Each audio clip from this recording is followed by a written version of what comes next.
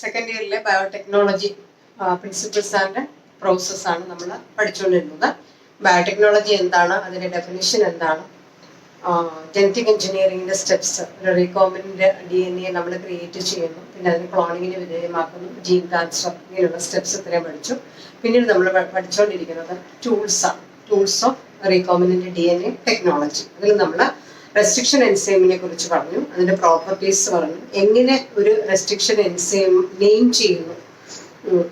Eco R1 എന്ന് പറയുന്ന ഒരു എൻസൈം എടുത്തു വെച്ച് നമ്മൾ അതെങ്ങനെയാണ് നെയിം ചെയ്യുന്നതെന്ന് പഠിച്ചു. പിന്നെ നമ്മൾ റീകോമ്പിനേഷൻ നടക്കുന്നത്, ഒരു DNA എങ്ങനെ റീകോമ്പിനന്റ് ആക്കി മാറ്റുന്നു എന്ന് പഠിച്ചു. പിന്നെ പോളിമറൈസ് എൻസൈം, മൾട്ടിപ്ലിക്കേഷൻ, DNAയുടെ റെപ്ലിക്കേഷനെ പ്രൊമോട്ട് ചെയ്യുന്ന എൻസൈമാണ്. പിന്നെ ലിഗേഷന് സഹായിക്കുന്നത്, അതായത് ഒരു ജീൻ ഓഫ് ഇൻട്രസ്റ്റ് അല്ലെങ്കിൽ അലൈൻ ഫ്രാഗ്മെന്റ് നമ്മൾ കൊണ്ടുവരുമ്പം അതൊരു DNA ലിഗേറ്റ് ചെയ്ത് നിർത്താനായിട്ട് സഹായിക്കുന്ന മോളിക്കുലർ ഗ്ലൂ ആണ് DNA ലിഗേസ്. ഇന്ന് നമുക്ക് മറ്റൊരു ടൂളിനെ കുറിച്ച് പഠിക്കാം, വെക്റ്റർ. അതായത് ക്ലോണിംഗ് വെക്റ്റർ എന്താണ് എന്ന് നമുക്ക് പഠിക്കാം. വെക്റ്റർ എന്ന് വെച്ചാൽ എന്താണ്? വെക്റ്റർ എന്ന് വെച്ചാൽ ഒരു വെഹിക്കിൾ ആണെന്ന് പറയാം. It is a vehicle used to transfer gene from one organism to another.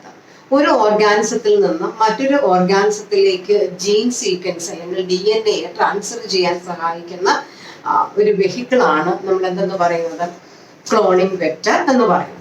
അപ്പൊ ക്ലോണിംഗ് വെക്റ്റർ എന്ന് പറയുമ്പോൾ പ്രധാനമായിട്ട് നമുക്ക് എന്ത് ചെയ്യാൻ കഴിയണം? ട്രാൻസ്ഫർ ചെയ്യാൻ കഴിയണം, ജീനിനെ ട്രാൻസ്ഫർ ചെയ്യാൻ കഴിയണം. ഒരു ഓർഗാനിസത്തിൽ നിന്ന് മറ്റൊരു ഓർഗാനിസത്തിലേക്ക് ജീനിനെ ട്രാൻസ്ഫർ ചെയ്യാൻ കഴിയണം. ഇപ്പം ശരിക്കും വെക്റ്റർ എന്ന് വെച്ചാൽ അതൊരു സ്മാൾ പീസ് ഓഫ് DNA ആയിരിക്കും. ഈ DNA നമ്മൾ എവിടെ നിന്ന് എടുക്കുന്നു എന്ന് ചോദിച്ചാൽ may be from A virus or A bacteria. ഒരു വൈറസിൽ നിന്നോ ഒരു ബാക്ടീരിയയിൽ നിന്നോ എടുക്കുന്ന ഒരു ഫ്രാഗ്മെന്റ് അല്ലെങ്കിൽ ഒരു ക്യാരക്ടറിസ്റ്റിക് ജീൻ സീക്വൻസ് ആയിരിക്കും. ഈ ജീൻ സീക്വൻസിനെയാണ് നമ്മൾ മറ്റൊരു ഓർഗാനിസത്തിലേക്ക് അല്ലെങ്കിൽ ഒരു പ്ലാസ്മിഡിനകത്തേക്ക് നമ്മൾ ഇൻസേർട്ട് ചെയ്യുന്നത്. അപ്പോൾ ഒരു ടാർഗറ്റ് DNA അല്ലെങ്കിൽ ഒരു ജീൻ ഓഫ് ഇൻട്രസ്റ്റിനെ നമ്മൾ എന്ത് ചെയ്യുന്നു, ഒരു പ്ലാസ്മിഡിനകത്തോ അല്ലെങ്കിൽ വൈറസിന്റെ DNAയിലോ ഇൻസേർട്ട് ചെയ്യുകയാണ് ചെയ്യുന്നത്. ഇൻസേർട്ട് ചെയ്ത് ശരിക്കും ആ DNA നമ്മൾ എന്താക്കി മാറ്റുന്നു? റീകോമ്പിനന്റ് DNA ആക്കി മാറ്റും. ഇപ്പൊ നമ്മൾ സാധാരണ യൂസ് ചെയ്യുന്ന ക്ലോണിംഗ് വെക്ടേഴ്സ് എന്തൊക്കെയാണ് എന്ന് ചോദിച്ചാൽ, പ്ലാസ്മിഡ്സ്, ബാക്ടീരിയയുടെ പ്ലാസ്മിഡ്സ് എന്താണെന്ന് നമുക്കറിയാം. ഒരു extra nuclear DNA, circular DNA ആണ്. അതുപോലെ തന്നെ അതിന് റെപ്ലിക്കേറ്റ് ചെയ്യാൻ കഴിയും, independent of the chromosomal DNA. Bacterial DNAയിൽ നിന്നും വ്യത്യസ്തമായിട്ട് ഇൻഡിപെൻഡന്റ് ആയിട്ട് റെപ്ലിക്കേറ്റ് ചെയ്യാൻ കഴിയുന്ന ന്യൂക്ലിയർ റീജിയന് പുറത്തുള്ള ഒരു സർക്കുലർ DNA അല്ലെങ്കിൽ ക്രോമസോമിനെയാണ് നമ്മൾ പ്ലാസ്മിഡ് എന്ന് പറയുന്നത്. എക്സ്ട്രാ ന്യൂക്ലിയർ ക്രോമസോം അല്ലെങ്കിൽ എക്സ്ട്രാ ന്യൂക്ലിയർ DNA ആണ് പ്ലാസ്മിഡ് എന്ന് പറയുന്നത്. അപ്പൊ പ്ലാസ്മിഡിനെ നമുക്ക് എന്ത് ചെയ്യാം? ഒരു വെക്റ്റർ ആയിട്ട് മാറ്റിയെടുക്കാൻ പറ്റും. പിന്നെ മറ്റൊരു ക്ലോണിംഗ് വെക്റ്റർ എന്ന് പറയുന്നത് ഫേജ്, ബാക്ടീരിയോ ഫേജ് ആണ്. ബാക്ടീരിയോ ഫേജ് എന്താണെന്ന് പറഞ്ഞിട്ടുണ്ട്. എന്താണ്? ബാക്ടീരിയയെ അറ്റാക്ക് ചെയ്യുന്ന വൈറസ് അറ്റാക്കിംഗ് ബാക്ടീരിയ, അതിനെയാണ് നമ്മൾ ബാക്ടീരിയോ ഫേജ് എന്ന് പറയുന്നത്. ബാക്ടീരിയോ ഫേജിന്റെ ഒരു പ്രത്യേകതയും, ബാക്ടീരിയയിൽ അറ്റാക്ക് ചെയ്ത് കഴിഞ്ഞാൽ ബാക്ടീരിയയുടെ കൺട്രോൾ മുഴുവൻ ഈ ഫേജ് DNA ഏറ്റെടുക്കും. അത് മാത്രമല്ല ധാരാളം കോപ്പീസ്, വളരെ കൂടുതൽ കോപ്പീസ് ഉത്പാദിപ്പിക്കാനുള്ള ഒരു എബിലിറ്റി ബാക്ടീരിയോ ഫേജിന്റെ DNAക്ക് ഉണ്ട്. അപ്പൊ ആ ഫേജ് DNA നമുക്ക് എന്തായിട്ട് മാറ്റാം? ഒരു വെക്റ്റർ ആയിട്ട് നമുക്ക് റീകോമ്പിനന്റ് DNA ടെക്നോളജിക്ക് വേണ്ടിയിട്ട് യൂസ് ചെയ്യാം. ഇതുകൂടാതെ ട്രാൻസ്പോസൺസ് അഥവാ ജമ്പിങ് ജീൻസ്, അതുപോലെ ലാംഡ ഫേജ് വൈറസിന്റെ DNA നമ്മൾ കോസ്മിഡ് വെക്ടേഴ്സ് ഒക്കെ പ്രധാനപ്പെട്ട വെക്ടേഴ്സ് ആണ്. അപ്പൊ പ്രധാനമായിട്ട് 4 തരത്തിലുള്ള വെക്ടേഴ്സിനെ കുറിച്ച് മനസ്സിലാക്കുക: plasmid, bacteriophages, transposons, cosmid vectors. നമ്മളിവിടെ ഡിസ്കസ് ചെയ്യുന്നത് പ്ലാസ്മിഡ്സിനെ കുറിച്ചാണ്. പ്ലാസ്മിഡ് എന്താണെന്ന് പറഞ്ഞു, എക്സ്ട്രാ ന്യൂക്ലിയർ ക്രോമസോം ആണ് പ്ലാസ്മിഡ്സ് എന്ന് പറയുന്നത്. ബാക്ടീരിയയിലാണ് പ്ലാസ്മിഡ്സ് കാണപ്പെടുന്നത്. എന്നാൽ ഒരു സാധാരണ പ്ലാസ്മിഡിനെ നമുക്ക് എന്തിന്റെ റീകോമ്പിനന്റ് DNA ടെക്നോളജിക്ക് യൂസ് ചെയ്യാൻ പറ്റത്തില്ല. കാരണം നമ്മളൊരു വെക്റ്ററായിട്ട് ഒരു പ്ലാസ്മിഡിനെ കൺസിഡർ ചെയ്യുമ്പോൾ ആ ഒരു വെക്റ്ററിന് ജീനിനെ അല്ലെങ്കിൽ ടാർഗറ്റ് DNA അല്ലെങ്കിൽ ജീൻ ഓഫ് ഇൻട്രസ്റ്റിനെ ക്യാരി ചെയ്യാനും അതുപോലെ അത് ട്രാൻസ്ഫർ ചെയ്യാനുമുള്ള എബിലിറ്റി ഉണ്ടായിരിക്കണം. നമ്മൾ എന്ത് ചെയ്യണം? ആ ഒരു പ്ലാസ്മിഡിനെ റീകൺസ്ട്രക്ട് ചെയ്യണം. റീകൺസ്ട്രക്ട് ചെയ്ത്, അതായത് ജനറ്റിക് എഞ്ചിനീയറിംഗ് മെത്തേഡ് വഴി നമ്മൾ ആ പ്ലാസ്മിഡിന്റെ റീകോമ്പിനേഷന് വേണ്ടിയിട്ട് റീകൺസ്ട്രക്ട് ചെയ്തെടുത്തെങ്കിൽ മാത്രമേ നമുക്ക് അതിനെ എന്തായിട്ട് യൂസ് ചെയ്യാൻ പറ്റത്തുള്ളൂ? ഒരു വെക്റ്റർ ആയിട്ട് യൂസ് ചെയ്യാനായിട്ട് സാധിക്കത്തുള്ളൂ. നമ്മൾ സാധാരണ യൂസ് ചെയ്യുന്ന പ്ലാസ്മിഡ്സ് എന്ന് പറയുന്നത് ഒന്ന് ഈക്കോളൈ ബാക്ടീരിയയുടെ പ്ലാസ്മിഡ്, അതിനെ നമ്മൾ കോൾ E1 എന്നാണ് പറയുന്നത്. രണ്ടാമത് അഗ്രോബാക്ടീരിയം ട്യൂമിഫേഷ്യൻസ് എന്ന് പറയുന്ന ഒരു ബാക്ടീരിയം, അത് നമ്മൾ കഴിഞ്ഞ ക്ലാസ്സിൽ പറഞ്ഞതാണ്. അഗ്രോബാക്ടീരിയം സോയിൽ ബാക്ടീരിയം ആണ് അഗ്രോബാക്ടീരിയം ട്യൂമിഫേഷ്യൻസ്. ഇതിന്റെ DNA നമ്മൾ എന്തായിട്ട് യൂസ് ചെയ്യുന്നുണ്ട്? വെക്ടർ ആയിട്ട് റീകൺസ്ട്രക്ട് ചെയ്തെടുത്ത് യൂസ് ചെയ്യുന്നുണ്ട്. അതിനെ നമ്മൾ ടൈ പ്ലാസ്മിഡ് എന്നാണ് പറയുന്നത്. അപ്പൊ ഈ കോളയുടെ പ്ലാസ്മിഡിനെ നമ്മൾ കോൾ E1 എന്നും അതുപോലെ അഗ്രോബാക്ടീരിയത്തിന്റെ പ്ലാസ്മിഡിനെ നമ്മൾ ടൈ പ്ലാസ്മിഡ് എന്നുമാണ് പറയുന്നത്. പ്ലാസ്മിഡ് എന്ന് വെച്ചാൽ എന്താണെന്ന് പറഞ്ഞു, എക്സ്ട്രാ ന്യൂക്ലിയർ DNA ആണ്. റീകോമ്പിനേഷന് വേണ്ടിയിട്ട് നമ്മൾ പ്ലാസ്മിഡ് എന്ത് ചെയ്യുന്നു? റീകൺസ്ട്രക്ട് ചെയ്തു.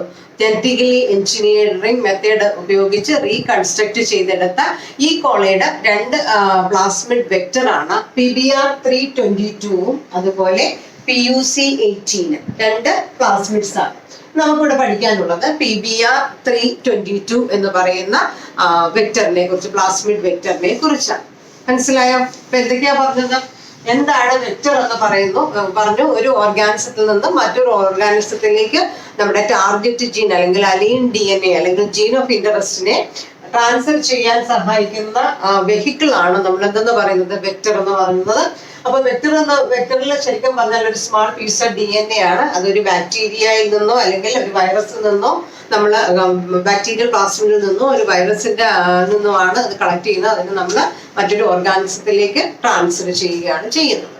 ഇനി പ്രധാനപ്പെട്ട വെക്ടേഴ്സ് ഏതൊക്കെയാണെന്ന് ചോദിച്ചാൽ plasmids, bacteriophages, then transposons, then cosmid vectors.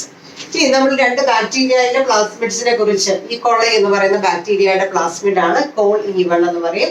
Agrobacterium tumefaciens എന്ന് പറയുന്ന ബാക്ടീരിയയുടെ പ്ലാസ്മിഡിനെ എന്ത് വിളിക്കും? ടൈ പ്ലാസ്മിഡ് എന്ന് വിളിക്കും. ഏത് തരത്തിലാണെങ്കിലും പ്ലാസ്മിഡ് നമ്മൾ എന്ത് ചെയ്യണം? ഒരു വെക്ടർ ആയിട്ട് നമ്മൾ കൺസിഡർ ചെയ്യുമ്പോൾ അതിനെ റീകൺസ്ട്രക്ട് ചെയ്യണം. ജനറ്റിക് എഞ്ചിനീയറിംഗ് മെത്തേഡ് ഉപയോഗിച്ച് റീകൺസ്ട്രക്ട് ചെയ്യും. എന്തിനാ റീകൺസ്ട്രക്ട് ചെയ്യുന്നത്?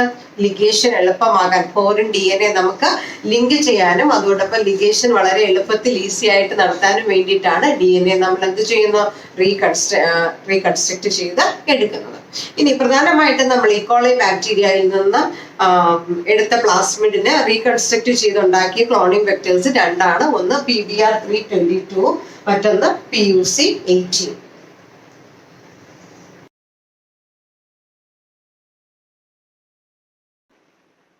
ഇനി നമുക്ക് ഇവിടെ പഠിക്കാനുള്ള ക്ലോണിംഗ് വെക്ടർ PBr322 ആണ്. അപ്പൊ PBr322 എന്ന് വെച്ചാൽ എന്താണ്? It is the first plasmid vector obtained from E. coli bacteria. E. coli ബാക്ടീരിയയിൽ നിന്ന് എടുത്ത പ്ലാസ്മിഡിനെ നമ്മൾ റീകൺസ്ട്രക്ട് ചെയ്തുണ്ടാക്കിയ ഒരു പ്ലാസ്മിഡ് ആണ് PBr322 എന്ന് പറയുന്നത്. അപ്പൊ എന്താണ്?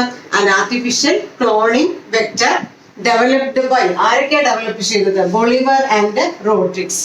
അപ്പം ആർട്ടിഫിഷ്യലി റീകൺസ്ട്രക്ട് ചെയ്ത ഈക്കോളയുടെ പ്ലാസ്മിഡ് ആണ് PBr322. P എന്ന് പറയുന്നത് പ്ലാസ്മിഡ് ആണ്.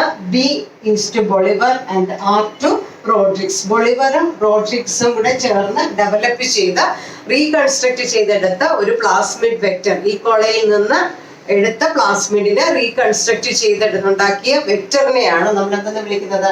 PBr322 എന്ന് പറയുന്നത്. ഇത് റീകൺസ്ട്രക്ട് ചെയ്തെടുത്ത PBr322 എന്ന് പറയുന്ന പ്ലാസ്മിഡ് വെക്ടറാണ്. അപ്പോൾ ഇതിനകത്ത് നോക്കിയേ, SAL1, BAM-H1, HIND3, ICOR1, PVU1, PST1 ഇതെല്ലാം ഓരോ റെസ്ട്രിക്ഷൻ എൻസൈമിൻ്റെ റെക്കഗ്നിഷൻ സൈറ്റ് കൂടിയാണ്. പിന്നെ അതുകൂടാതെ അതിനകത്ത് ORI എന്ന് പറയുന്ന റെപ്ലിക്കേഷൻ സൈറ്റും ഉണ്ട്.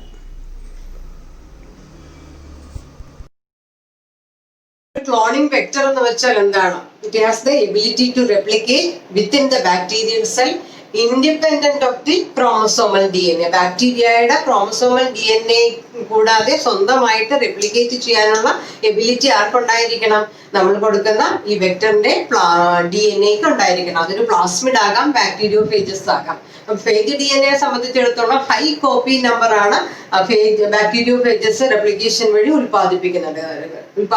എന്നാൽ ഒരു ബാക്ടീരിയയുടെ പ്ലാസ്മിഡിനെ സംബന്ധിച്ചിടത്തോളം ചില പ്ലാസ്മിഡ്സ് ഒന്നോ രണ്ടോ കോപ്പീസ് ആണ് ഉത്പാദിപ്പിക്കുന്നതെങ്കിൽ മറ്റു ചില പ്ലാസ്മിഡ്സ് 15 മുതൽ 100 കോപ്പീസ് വരെ റെപ്ലിക്കേഷനിലൂടെ ഉണ്ടാക്കുന്നു. എന്നാൽ അതിൽ കൂടുതൽ നമ്പർ റെപ്ലിക്കേഷനിലൂടെ പ്ലാസ്മിഡ് DNA ഉണ്ടാക്കുന്ന ബാക്ടീരിയൽ പ്ലാസ്മിഡ്സും ഉണ്ട്. അപ്പൊ ഏത് തന്നെയാണ് എങ്കിലും നമ്മൾ ഉദ്ദേശിക്കുന്നത് എന്താണ്? അതിനെ എന്ത് ചെയ്യാൻ കഴിയണം? റെപ്ലിക്കേറ്റ് ചെയ്യാനായിട്ട് കഴിയണം. നമ്മളൊരു ഫോറിൻ ഫ്രാഗ്മെന്റ് ലിഗേറ്റ് ചെയ്തിരിക്കുന്ന ഒരു DNA ആണെങ്കിൽ അത് നമ്മളൊരു വെക്ടറിലേക്ക് ലിഗേറ്റ് ചെയ്യുമ്പോൾ അതിന്റെ പേരന്റ് DNA അല്ലെങ്കിൽ ആ വെക്ടറിനകത്തേക്ക് നമ്മൾ ലിങ്ക് ചെയ്യുമ്പോൾ ആ DNA മൾട്ടിപ്ലൈ ചെയ്യുന്നതിന് ഈക്വൽ ആയിട്ട് തന്നെ എന്ത് മൾട്ടിപ്ലിക്കേഷൻ നടത്തണം? നമ്മുടെ അലൈൻ ഫ്രാഗ്മെന്റ് അല്ലെങ്കിൽ ജീൻ ഓഫ് ഇന്ററസ്റ്റ് റെപ്ലിക്കേറ്റ് ചെയ്യണം. അപ്പൊ എത്രത്തോളം DNA കോപ്പീസിന് ആ വെക്ടർ ഉണ്ടാക്കുന്നു, വെക്ടർ DNA ഉണ്ടാക്കുന്നു, അതിനോടൊപ്പം അതിനകത്ത് ലിഗേറ്റ് ചെയ്ത് വെച്ചിരിക്കുന്ന ഫോറിൻ DNAയുടെ കോപ്പീസ് ഉണ്ടാക്കണം. അതുകൊണ്ട് നമ്മൾ വെക്ടറിനെ ആ രീതിയിലാണ് ജനറ്റിക് എഞ്ചിനീയറിംഗ് മെത്തേഡ് വഴി റീകൺസ്ട്രക്ട് ചെയ്തെടുക്കുന്നത്. അതുകൊണ്ടാണ്. അപ്പൊ എന്തുകൊണ്ടാണ് എന്ന് ചോദിച്ചാൽ ഈസി ലിങ്കിങ് ഫോറിൻ DNA ഫ്രാഗ്മെന്റിനെ നമുക്ക് വളരെ എളുപ്പത്തിൽ ലിങ്ക് ചെയ്യാനും അത് ട്രാൻസ്ഫോംഡ് ആയോ അല്ലയോ എന്ന് നമുക്ക് എളുപ്പത്തിൽ ഐഡന്റിഫൈ ചെയ്യാനും പറ്റുന്ന തരത്തിലാണ് നമ്മളൊരു വെക്ടറിനെ റീകൺസ്ട്രക്ട് ചെയ്ത് എടുക്കുന്നത്.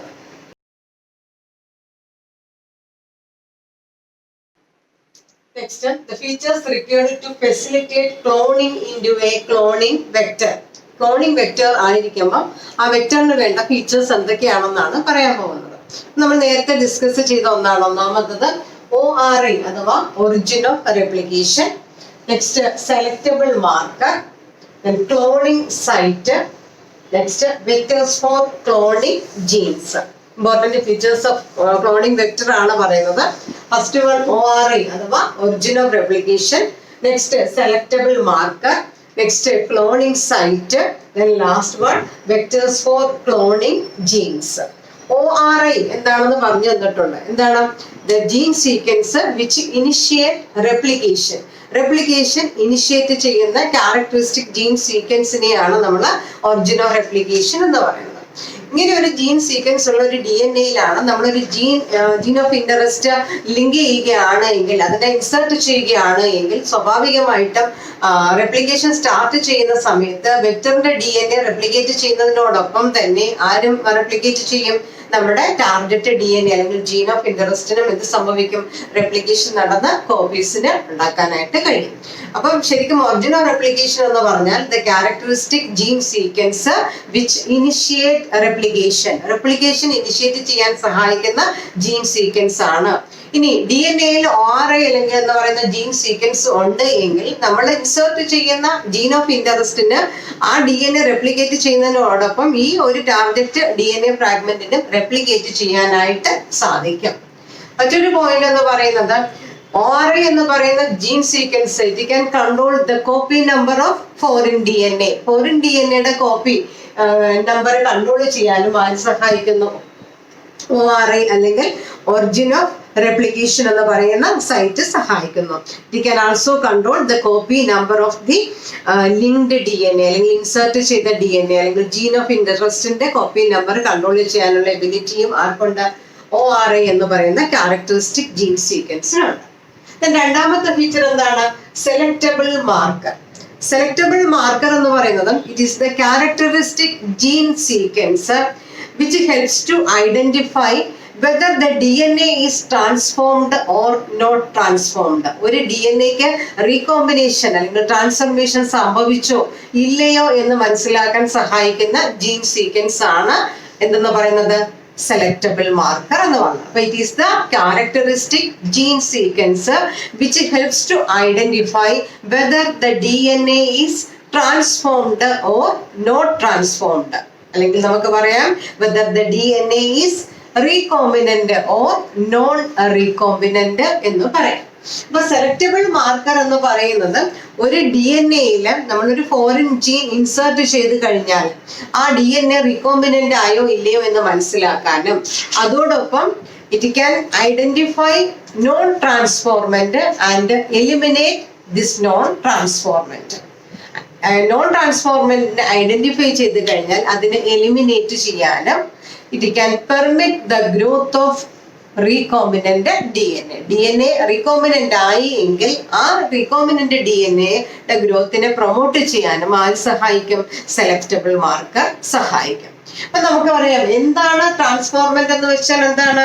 The bacteria which is modified through a foreign gene. ഒരു ഫോറിൻ ജീൻ നമ്മൾ ഇൻസേർട്ട് ചെയ്തില്ല DNA യില്. അപ്പൊ എന്താ ബാക്ടീരിയ മോഡിഫൈ ചെയ്തു അല്ലെ, ഫോറിൻ ജീൻ ക്യാരി ചെയ്യുന്ന ജനറ്റിക്കലി മോഡിഫൈഡ് ആയിട്ടുള്ള ഒരു ഓർഗാനിസം ആയിട്ട് മാറും. അങ്ങനെ മോഡിഫിക്കേഷൻ സംഭവിക്കുമ്പോഴാണ് അതിനെ നമ്മൾ എന്തെന്ന് പറയുന്നത്? ട്രാൻസ്ഫോർമെന്റ് എന്ന് പറയുന്നത്.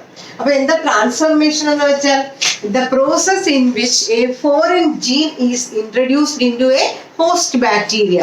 The process in which a foreign gene is introduced into a host bacterium. ഒരു ബാക്ടീരിയൽ DNA യില് ഒരു ഫോറിൻ ജീൻ നമ്മൾ എന്ത് ചെയ്യുന്നു? ഇൻട്രൊഡ്യൂസ് ചെയ്യുന്നു. അതിനെയാണ് നമ്മൾ എന്തെന്ന് പറയുന്നത്? ട്രാൻസ്ഫോർമേഷൻ എന്ന് വിളിക്കുന്നത്.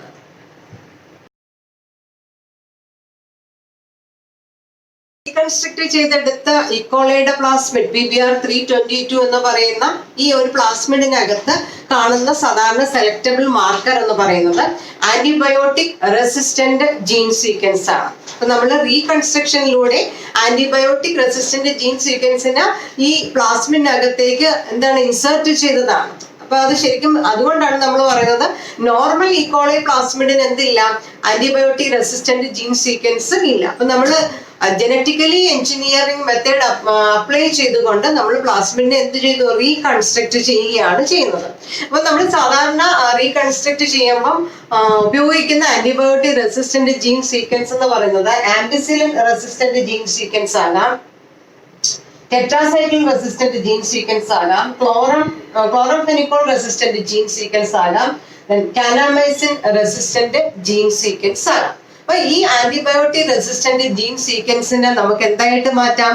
സെലക്ടബിൾ മാർക്കർ ആയിട്ട് മാറ്റിയെടുക്കാനായിട്ട് സാധിക്കും. അപ്പൊ നമ്മൾ സാധാരണ യൂസ് ചെയ്തിരിക്കുന്നത് ഈ കൊളയുടെ പ്ലാസ്മിഡിൽ നമ്മൾ ശരിക്കും ഇൻട്രൊഡ്യൂസ് ചെയ്തിരിക്കുന്ന സെലക്ടബിൾ മാർക്കർ എന്ന് പറയുന്നത് ampicillin resistant gene sequence, tetracycline resistant gene സീക്വൻസുമാണ് നമ്മൾ സാധാരണയായിട്ട് ഇൻട്രൊഡ്യൂസ് ചെയ്തിരിക്കുന്നത്. അപ്പൊ എന്താ ഇതിന്റെ പ്രത്യേകത എന്ന് ചോദിച്ചാൽ എന്താണ്?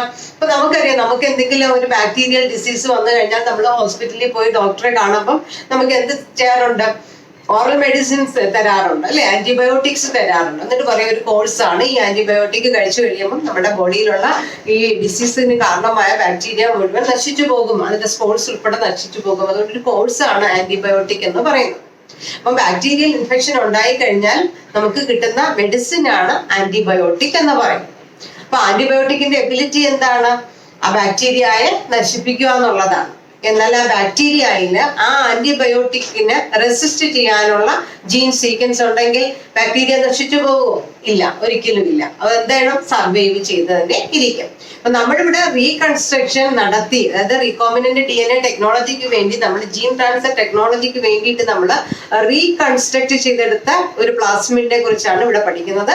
അവിടെ നമ്മൾ ഉപയോഗിച്ചിരിക്കുന്ന സെലക്ടബിൾ മാർക്കേഴ്സിന് എക്സാമ്പിൾ ആണ് എന്തൊക്കെ? ആംപിസിലിൻ റെസിസ്റ്റന്റ് ജീൻ സീക്വൻസ് ആകാം, ടെട്രാസൈക്ലിൻ ആകാം, അല്ലെങ്കിൽ ക്ലോറോഫെനിക്കോൾ ആകാം, അല്ലെങ്കിൽ കാനാമൈസിൻ ആകാം. Most commonly used antibiotic resistant gene sequence എന്ന് പറയുന്നത് ampicillin resistant gene sequence, tetracycline resistant gene സീക്വൻസും ആണ്.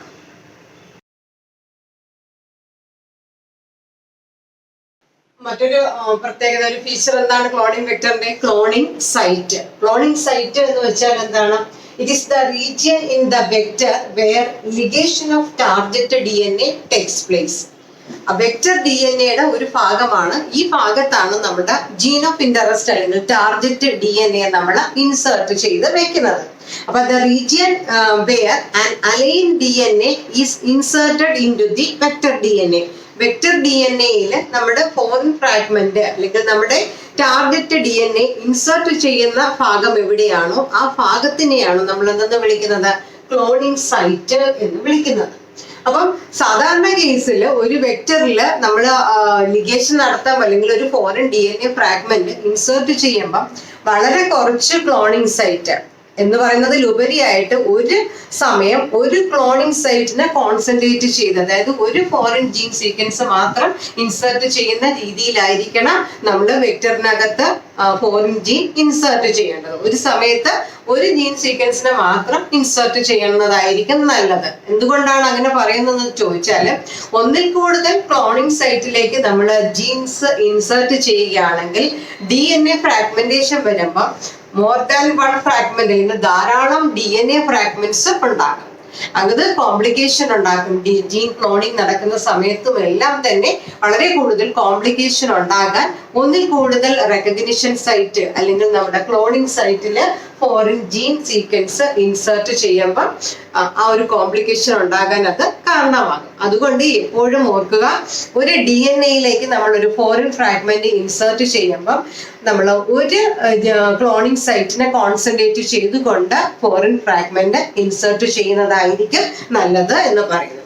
അപ്പം ഒരു ഫോറിൻ DNA ഫ്രാഗ്മെന്റിനെ നമ്മൾ റെക്കഗ്നിഷൻ സൈറ്റിലേക്ക് ഇൻസേർട്ട് ചെയ്യുകയാണ് ചെയ്യുന്നത്. പ്രിഫറബിളി നമ്മൾ എന്താണ് ആന്റിബയോട്ടിക് റെസിസ്റ്റന്റ് ജീൻ സീക്വൻസ് ആണ്, ആ ഭാഗം ആണ് റെസ്ട്രിക്ഷൻ എൻസൈം ഉപയോഗിച്ച് കട്ട് ചെയ്ത് മാറ്റിയിട്ട് നമ്മൾ എന്ത് ചെയ്യുന്നത്, ഫോറിൻ ഫ്രാഗ്മെന്റ് അല്ലെങ്കിൽ ടാർഗറ്റ് DNA അല്ലെങ്കിൽ ജീൻ ഓഫ് ഇന്ററസ്റ്റ് നമ്മൾ എന്ത് ചെയ്യുന്നത്, ഇൻസേർട്ട് ചെയ്യുന്നത്. അപ്പം ഒരു സമയത്ത് ഒരു ക്ലോണിങ് സൈറ്റില് മാത്രം നമ്മൾ എന്ത് ചെയ്യണമെന്നാ പറയുന്നത്, ഫോറിൻ ജീൻ സീക്വൻസ് ഇൻസേർട്ട് ചെയ്യണമെന്നാണ് പറയുന്നത്. കൂടുതൽ സൈറ്റിൽ നമ്മൾ ഇൻട്രൊഡ്യൂസ് ചെയ്ത് കഴിഞ്ഞാൽ അവിടെ എന്തിന് കാരണമാകും, കോംപ്ലിക്കേഷൻ ഉണ്ടാകാനായിട്ട് കാരണമാകും. ഇപ്പൊ നമ്മുടെ വെക്ടർ PBR322 എന്ന് പറയുന്ന വെക്ടറിൽ ഒരുപാട് റെക്കഗ്നേഷൻ സൈറ്റ് ഉണ്ട്. നമ്മൾ ഇവിടെ കോൺസെൻട്രേറ്റ് ചെയ്യുന്നത് BAM-H1 സൈറ്റിൽ ഇരിക്കുന്ന ടെട്രാസൈക്ലിൻ റെസിസ്റ്റന്റ് ജീൻ സീക്വൻസിനെയാണ് നമ്മൾ എന്ത് ചെയ്യുന്നത്, മുറിച്ച് മാറ്റുന്നത്. അപ്പം PBR322 എന്ന് പറയുന്ന പ്ലാസ്മിഡ് വെക്ടറിൽ BAM-H1 സൈറ്റ്, ആ റെസ്ട്രിക്ഷൻ എൻസൈമിന്റെ സൈറ്റിൽ ഇരിക്കുന്ന ടെട്രാസൈക്ലിൻ റെസിസ്റ്റന്റ് ജീൻ സീക്വൻസിനെ നമ്മൾ എന്ത് ചെയ്യുന്നു, കട്ട് ചെയ്ത് മാറ്റിയിട്ട് ഈ ഭാഗത്ത് നമ്മൾ എന്ത് ചെയ്യുന്നു, ഒരു ഫോറിൻ DNA അല്ലെങ്കിൽ നമ്മുടെ ജീൻ ഓഫ് ഇന്ററസ്റ്റ് ഇൻസേർട്ട് ചെയ്യുകയാണ് ചെയ്യുന്നത്. ഈ ഒരു പ്രോസസ്സ്, ഈ ഒരു ഭാഗത്തിനെയാണ് നമ്മൾ റെക്കഗ്നിഷൻ സൈറ്റ് അഥവാ ക്ലോണിംഗ് സൈറ്റ് എന്ന് പറയുന്നത്. അപ്പൊ നമുക്കറിയാം BAM-H1 സൈറ്റിൽ ഇരിക്കുന്ന ആന്റിബയോട്ടിക് റെസിസ്റ്റന്റ് ജീൻ സീക്വൻസ് എന്ന് വെച്ചാൽ ടെട്രാസൈക്ലിൻ റെസിസ്റ്റന്റ് ജീൻ സീക്വൻസ് ആണ്. അപ്പൊ നമ്മൾ പറഞ്ഞു, നേരത്തെ പറഞ്ഞായിരുന്നു, ഇതെന്താണ്, സെലക്ടബിൾ മാർക്കർ ആണ്, ട്രാൻസ്ഫർമേഷൻ സഹായിക്കുന്നത് അല്ലെങ്കിൽ ഒരു DNA ട്രാൻസ്ഫോംഡ് ആയോ ഇല്ലയോ എന്ന് മനസ്സിലാക്കാൻ സഹായിക്കുന്ന ക്യാരക്ടറിസ്റ്റിക് ജീൻ സീക്വൻസ് ആണ്. അപ്പൊ നമ്മൾ ആ ഒരു ജീൻ സീക്വൻസിനെയാണ് നമ്മൾ എന്ത് ചെയ്യുന്നത്, റിമൂവ് ചെയ്തിട്ട് ഫോറിൻ ഫ്രാഗ്മെന്റ് ഇൻസേർട്ട് ചെയ്യുന്നത്.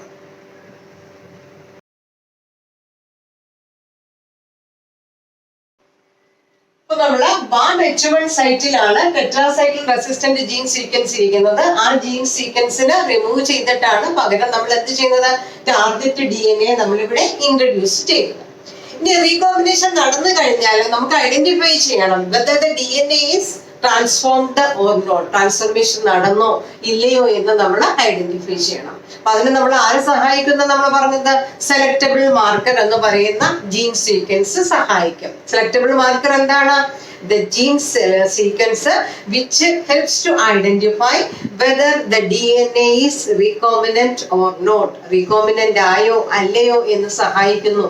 എന്നിട്ട് എന്താണ്, നോൺ റീകോമ്പിനന്റിനെ എലിമിനേറ്റ് ചെയ്യാനും റീകോമ്പിനന്റിന്റെ ഗ്രോത്തിനെ പ്രൊമോട്ട് ചെയ്യാനും സഹായിക്കുന്നു എന്നാണ് പറയുന്നത്. നമ്മളിവിടെ റെക്കഗ്നിഷൻ സൈറ്റ്, അതായത് ക്ലോണിംഗ് സൈറ്റില് BAM-H1 എൻസൈമിന്റെ സൈറ്റിൽ ഇരിക്കുന്ന ടെട്രാസൈക്ലിൻ റെസിസ്റ്റന്റ് ജീൻ സീക്വൻസിനെ മുറിച്ചു മാറ്റി പകരം എന്ത് ചെയ്തു, ഫോറിൻ ഫ്രാഗ്മെന്റിനെ ലിഗേറ്റ് ചെയ്തു, ഇൻസേർട്ട് ചെയ്ത് വെച്ചു. അപ്പൊ ലിഗേഷൻ നടന്നു കഴിഞ്ഞപ്പോൾ സ്വാഭാവികമായിട്ടും ഈ ഒരു പ്ലാസ്മിഡ് എന്തായിരിക്കണം, റീകോമ്പിനന്റ് ആയിരിക്കണം. അപ്പൊ നമ്മൾ എന്ത് ചെയ്തു, DNA ആദ്യം ഐഡന്റിഫൈ ചെയ്ത ആ ക്യാരക്ടറിസ്റ്റിക് ജീൻ സീക്വൻസിനെ നമ്മൾ എന്ത് ചെയ്തു, ഈ DNA-യുടെ ഈ BAM-H1 സൈറ്റിലേക്ക് ഇൻസേർട്ട് ചെയ്ത് വെച്ചു. അപ്പൊ DNA എന്തായി, റീകോമ്പിനന്റ് ആയി എന്നാണ് വിചാരിക്കുന്നത്. അതായത് നമ്മൾ ഇവിടെ ഒരു റീകോമ്പിനന്റ് DNA നമ്മൾ എന്ത് ചെയ്തു, ക്രിയേറ്റ് ചെയ്തു.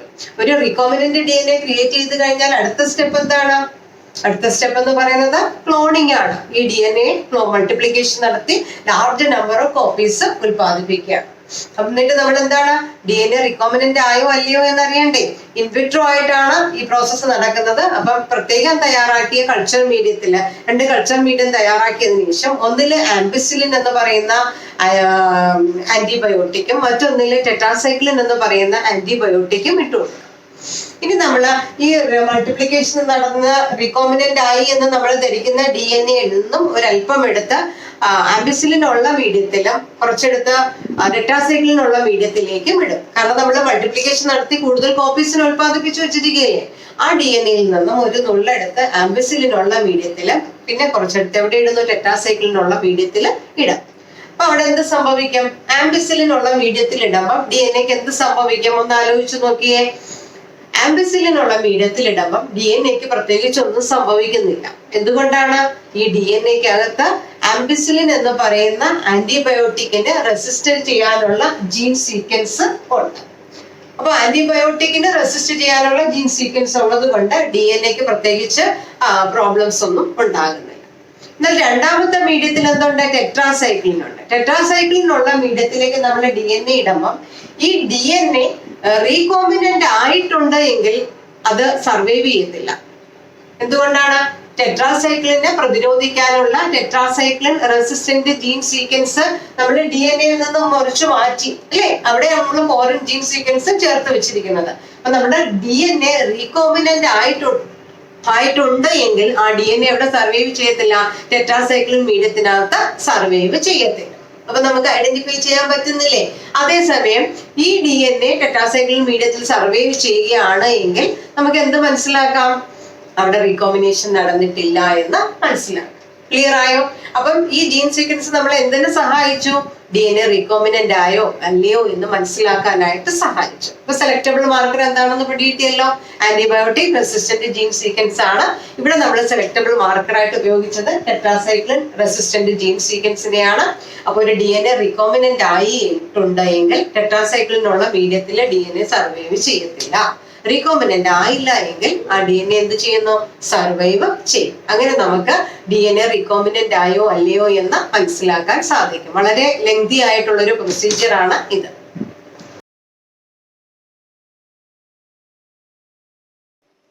സെലക്ടബിൾ മാർക്കർ ഉപയോഗിച്ച് നമുക്ക് എന്താണ് DNA റിക്കോമ്പിനന്റ് ആയോ ഇല്ലയോ എന്ന് മനസ്സിലാക്കാൻ സഹായിക്കും. അത് വളരെ ലെങ്തി ആയിട്ടുള്ള ഒരു പ്രൊസീജിയർ ആണ്. അതല്ലാതെ മറ്റൊരു രീതിയിൽ നമുക്ക് ഇൻസെർഷണൽ ഇനാക്ടിവേഷൻ എന്ന് പറയുന്ന ഒരു പ്രോസസ്സിലൂടെയും നമുക്ക് എന്താണ് DNA റീകോമ്പിനന്റ് ആയോ ഇല്ലയോ എന്ന് മനസ്സിലാക്കാനായിട്ട് സാധിക്കും. നമ്മൾ റീകോമ്പിനേഷൻ നടക്കുന്നത് എങ്ങനെയാണ്? അത് DNA റീകോമ്പിനന്റ് ആയോ അല്ലയോ എന്ന് മനസ്സിലായി. നമുക്ക് vectors for cloning genes in plants and animals. ഏതൊക്കെ വെക്ടേഴ്സ് ആണ് പ്ലാന്റ്സിലും അനിമൽസിലും ജീൻ ട്രാൻസ്ഫറിന് വേണ്ടിയിട്ട് ഉപയോഗിക്കുന്നതെന്നുള്ളതിനെ കുറിച്ച് മനസ്സിലാക്കാം. അപ്പൊ നമുക്കറിയാം ജീൻ ട്രാൻസ്ഫർ ചെയ്യുന്നത് എങ്ങനെയാണ്? ഒന്നുകിൽ ഒരു ബാക്ടീരിയൽ DNA അല്ലെങ്കിൽ വൈറസ് DNA ആണ്. ബാക്ടീരിയൽ പ്ലാസ്മിഡ് വഴിയോ അല്ലെങ്കിൽ വൈറൽ DNA വഴിയോ നമുക്ക് ജീനിനെ എങ്ങോട്ടേക്ക് ട്രാൻസ്ഫർ ചെയ്യാം? യൂകാരിയോട്ടിക് സെല്ലിനകത്തേക്ക് ട്രാൻസ്ഫർ ചെയ്യാം. പ്ലാന്റ്സിന്റെയോ അനിമൽസിന്റെയോ യൂകാരിയോട്ടിക് സെല്ലിനകത്തേക്ക് നമുക്ക് ട്രാൻസ്ഫർ ചെയ്യാമെന്നാണ് പറയുന്നത്. പ്രധാനമായിട്ടും രണ്ട് രീതിയിൽ നമുക്ക് ജീൻ ട്രാൻസ്ഫർ ചെയ്യാനായിട്ട് പറ്റും. അതിൽ ഒന്നാമത്തത് വെക്ടർ സെന്റേർഡ് ജീൻ ട്രാൻസ്ഫർ. നമ്മളിപ്പം പറഞ്ഞില്ലേ, പ്ലാസ്മിഡ് PBR322 എന്ന് പറയുന്നത് ഒരു വെക്ടർ ആണ്. ഒരു വെക്ടർ ഉപയോഗിച്ചുകൊണ്ട് നമുക്ക് ജീനിനെ ട്രാൻസ്ഫർ ചെയ്യാം. ഒരു യൂകാരിയോട്ടിക് സെല്ലിൽ, ഒരു പ്ലാന്റിലെയോ അനിമലിലെയോ സെല്ലിലേക്ക് നമുക്ക് എന്ത് ചെയ്യാം? ജീനിനെ ട്രാൻസ്ഫർ ചെയ്യാം. രണ്ടാമത്തതെന്ന് പറഞ്ഞാൽ വെക്ടർലെസ് സെന്റേർഡ് ജീൻ ട്രാൻസ്ഫർ. വെക്ടർ ഇല്ലാതെയും നമുക്ക് എന്ത് ചെയ്യാൻ പറ്റും? ജീൻ ട്രാൻസ്ഫർ ചെയ്യാനായിട്ട് സാധിക്കും. അപ്പൊ നമുക്ക് ഇവിടെ രണ്ട് വെക്ടേഴ്സിനെ കുറിച്ച് പഠിക്കാം. അപ്പൊ അതിലൊരു വെക്ടർ അഗ്രോബാക്ടീരിയം ട്യൂമിഫേഷ്യൻസ് എന്ന് പറയുന്ന ബാക്ടീരിയയുടെ പ്ലാസ്മിഡ് ആണ്. ആ പ്ലാസ്മിഡിനെ എന്ത് പറയുമെന്നാ പറഞ്ഞത്? ടൈപ്ലാസ്മിഡ് എന്ന് പറയും, അല്ലെ? ഇതൊരു സോയിൽ ബാക്ടീരിയയാണ്. പ്ലാന്റ്സിനകത്ത് ട്യൂമർ കോസ് ചെയ്യുന്ന ഒരു ബാക്ടീരിയയും കൂടെയാണ് ഈ അഗ്രോബാക്ടീരിയം ട്യൂമിഫേഷ്യൻസ് എന്ന് പറയും. അപ്പൊ ഇതിന്റെ പ്ലാസ്മിഡ് എന്ന് പറയുന്ന പ്ലാസ്മിഡിൽ, അതായത് ടൈപ്ലാസ്മിഡിനകത്ത് ഒരു ക്യാരക്ടറിസ്റ്റിക് ജീൻ സീക്വൻസ് ഉണ്ട്. ഈ ജീൻ സീക്വൻസിന് നമ്മൾ tDNA എന്നാണ് പറയുന്നത്. ഇതാണ് ഈ DNAയുടെ പാത്തോജനിക് പാർട്ട് എന്ന് പറയുന്നത്. അപ്പൊ ഈ പാത്തോജനിക് പാർട്ട് അല്ലെങ്കിൽ ആ ക്യാരക്ടറിസ്റ്റിക് ജീൻ സീക്വൻസ് ഉപയോഗിച്ചാണ് ഈ ബാക്ടീരിയം എന്ത് ചെയ്യുന്നത്? പ്ലാന്റ്സിൽ ട്യൂമേഴ്സ് ഇനിഷ്യേറ്റ് ചെയ്യുന്നത്. ട്യൂമേഴ്സ് ഉണ്ടാക്കുന്ന ജീൻ സീക്വൻസ് ആണ് ഇത്. നമ്മളിവിടെ ചെയ്യുന്നത് ഈ വെക്ടറിനെ നമ്മൾ എന്ത് ചെയ്യും? ഏതൊരു വെക്ടർ ആണെങ്കിലും നമ്മൾ എന്ത് ചെയ്യുന്നു? റീകോമ്പിനേഷൻ നടത്തുന്നതിന് മുമ്പായിട്ട് നമ്മൾ അതിനെ റീകൺസ്ട്രക്ട് ചെയ്യുമെന്ന് പറയും, അല്ലെ? ഇവിടെ നമ്മൾ ചെയ്തിരിക്കുന്നത് അഗ്രോബാക്ടീരിയം ട്യൂമിഫേഷ്യൻസ് എന്ന് പറയുന്ന ബാക്ടീരിയയുടെ പ്ലാസ്മിഡായ ടൈപ്ലാസ്മിഡിനെ നമ്മൾ എന്ത് ചെയ്തു? ജനറ്റിക് എഞ്ചിനീയറിംഗ് മെത്തേഡ് അനുസരിച്ച് റീകൺസ്ട്രക്ട് ചെയ്തു, അല്ലെങ്കിൽ ആ പ്ലാസ്മിഡിനെ നമ്മൾ മോഡിഫിക്കേഷൻ വരുത്തി. അതായത് ഈ ടൈപ്ലാസ്മിഡില് tDNA എന്ന് പറയുന്ന ജീൻ സീക്വൻസ് ആണല്ലോ ട്യൂമർ കോസ് ചെയ്യുന്നത് പഠിച്ചിട്ടുള്ളത്. ഈ ട്യൂമർ കോസിങ് ജീൻ സീക്വൻസിനെ റിമൂവ് ചെയ്തിട്ട് നമ്മൾ അവിടെ ഒരു ഫോറിൻ ജീൻ സീക്വൻസ് ഇൻസേർട്ട് ചെയ്യുകയാണ് ചെയ്യുന്നത്. മനസ്സിലായോ? അപ്പൊ നമുക്ക് യൂക്കാരിയോട്ടിക് സെല്ലിനകത്തേക്ക് ഒരു പ്ലാന്റിന് കൊടുക്കാനുള്ള ഒരു ജീൻ സീക്വൻസിന് നമുക്ക് ഇൻസേർട്ട് ചെയ്താൽ നോർമലി ബാക്ടീരിയത്തിന് നമുക്ക് വെക്ടറായിട്ട് നമ്മൾ യൂസ് ചെയ്യുമ്പോൾ ബാക്ടീരിയ പ്ലാസ്മിഡ് എന്ത് ചെയ്യും? ഈ കൺസെന്റ് ജീൻ സീക്വൻസിന്റെ പ്ലാന്റ് സെല്ലിലേക്ക് ട്രാൻസ്ഫർ ചെയ്യും, അതൊരു വെക്ടറായിട്ട് മാറ്റിയെടുക്കുമ്പോൾ.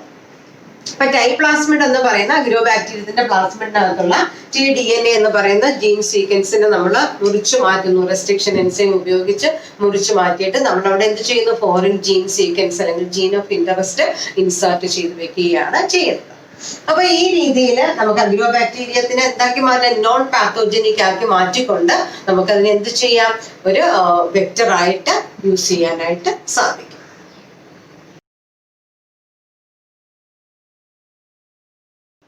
നമ്മൾ വെക്ടർ സെന്റേഡ് ജീൻ ട്രാൻസ്ഫറിൽ പ്ലാന്റ് സെൽസിൽ എങ്ങനെയാണ് ഒരു വെക്ടറിന്റെ സഹായത്തോടു കൂടി ജീൻ ട്രാൻസ്ഫർ ചെയ്യുന്നതെന്ന് പഠിച്ചു.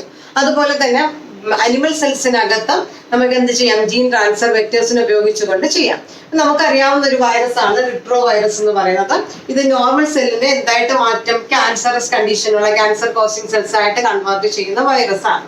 അഗ്രോബാക്ടീരിയത്തിൽ ചെയ്തതുപോലെ തന്നെ റിട്രോ വൈറസിന്റെ DNAയിലെയും പാത്തോജനിക് പാർട്ട് അല്ലെങ്കിൽ ഹാർംഫുൾ ആയിട്ടുള്ള പാർട്ടിനെ നമ്മൾ എന്ത് ചെയ്യുന്നു? എൻസൈംസിന്റെ സഹായത്താൽ റിമൂവ് ചെയ്ത് നോർമൽ അല്ലെങ്കിൽ ഡിസൈഡ് ആയിട്ടുള്ള ജീൻ സീക്വൻസ് നമ്മൾ അതിനകത്തേക്ക് ഇൻസേർട്ട് ചെയ്യും. അതായത് ഈ വെക്ടറിനെ നമ്മൾ എന്താക്കി മാറ്റുന്നു? ഡിസാംഡ് ആയിട്ട് മാറ്റുന്നു.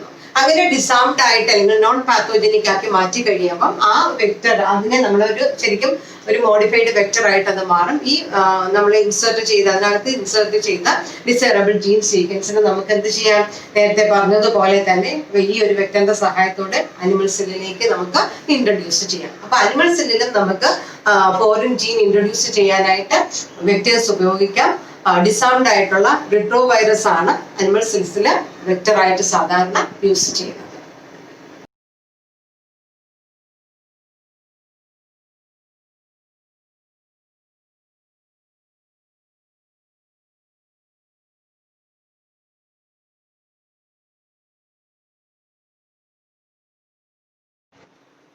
നമ്മൾ വെക്ടർ സെന്റേർഡ് ജീൻ ട്രാൻസ്ഫർ ആണ് പറഞ്ഞത്. അതല്ലാതെ വെക്ടർലെസ് സെന്റേർഡ് ജീൻ ട്രാൻസ്ഫർ ഉണ്ട്. പ്രധാനമായിട്ടും 2 ടെക്നിക്ക് വഴിയാണ്. ഒരു വെക്ടറിന്റെ സഹായം ഇല്ലാതെ തന്നെ നമുക്ക് ഡയറക്റ്റ് ആയിട്ട് എന്ത് ചെയ്യാം? DNA ജീൻസിനെ ഇൻട്രൊഡ്യൂസ് ചെയ്യാനായിട്ട് സാധിക്കും.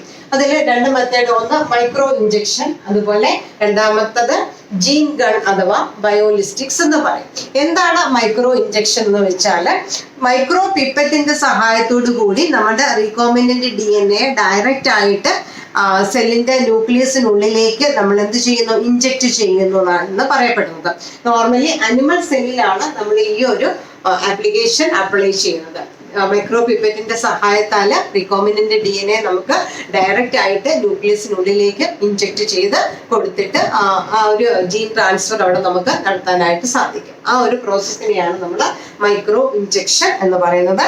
അപ്പൊ എന്താണ്? It is the introduction of recombinant DNA into the nucleus of an animal cell using micro pipettes. ഈ ഒരു പ്രോസസ്സിനെയാണ് നമ്മൾ മൈക്രോ ഇഞ്ചക്ഷൻ എന്ന് പറയുന്നത്. ഇത് ശരിക്കും പറഞ്ഞാൽ അനിമൽ സെല്ലിലാണ് കോമൺ ആയിട്ട് മൈക്രോ ഇഞ്ചക്ഷൻ എന്ന് പറയുന്ന ജീൻ ട്രാൻസ്ഫർ ടെക്നിക്ക് അപ്ലൈ ചെയ്യുന്നത്.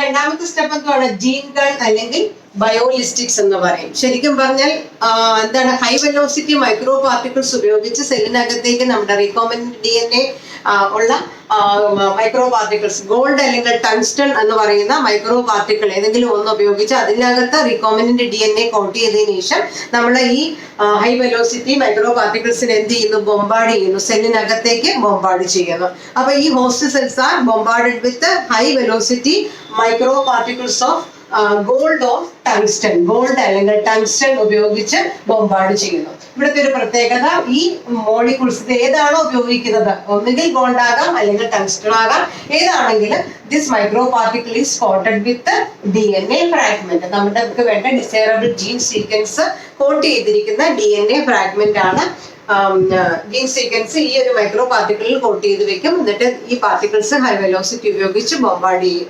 ആ ഒരു മെത്തേഡിനെയാണ് നമ്മൾ ജീൻ ഗൺ അഥവാ ബയോലിസ്റ്റിക്സ് എന്ന് പറയുന്നത്. കോമൺ ആയിട്ട് പ്ലാന്റ് സെൽസിലാണ് ഈ ഒരു മെത്തേഡ് നമ്മൾ അപ്ലൈ ചെയ്യുന്നത്. അപ്പൊ നമ്മൾ രണ്ട് തരത്തിൽ ജീൻ ട്രാൻസ്ഫറിനെ കുറിച്ച് ഇവിടെ പറഞ്ഞു. ഒന്ന് വെക്ടർ സെന്റേർഡ് ജീൻ ട്രാൻസ്ഫർ, അതായത് ശരിക്കും ഡിസാംഡ് പാത്തോജൻസ് ഉപയോഗിച്ച് പ്ലാന്റ്സിന്റെ അല്ലെങ്കിൽ അനിമൽ സെൽസിനകത്തേക്ക് നമ്മൾ ഡിസൈറബിൾ ജീൻ സീക്വൻസ് ഇൻട്രൊഡ്യൂസ് ചെയ്യുന്നതാണ് വെക്ടർ സെന്റേർഡ് ജീൻ ട്രാൻസ്ഫർ എന്ന് പറയുന്നത്. ഇനി vectorless centred gene transfer micro injection animal സെല്ലിലാണ് കോമൺലി യൂസ് ചെയ്യുന്നത്. അതുപോലെ പ്ലാന്റ് സെല്ലിൽ ജീൻ ഗൺ അഥവാ ബയോലിസ്റ്റിക്സ് എന്ന് പറയുന്ന മെത്തേഡ് അപ്ലൈ ചെയ്തുകൊണ്ട് നമുക്ക് എന്ത് ചെയ്യാം, ജീൻസിനെ ട്രാൻസ്ഫർ ചെയ്യാനായിട്ട് സാധിക്കും.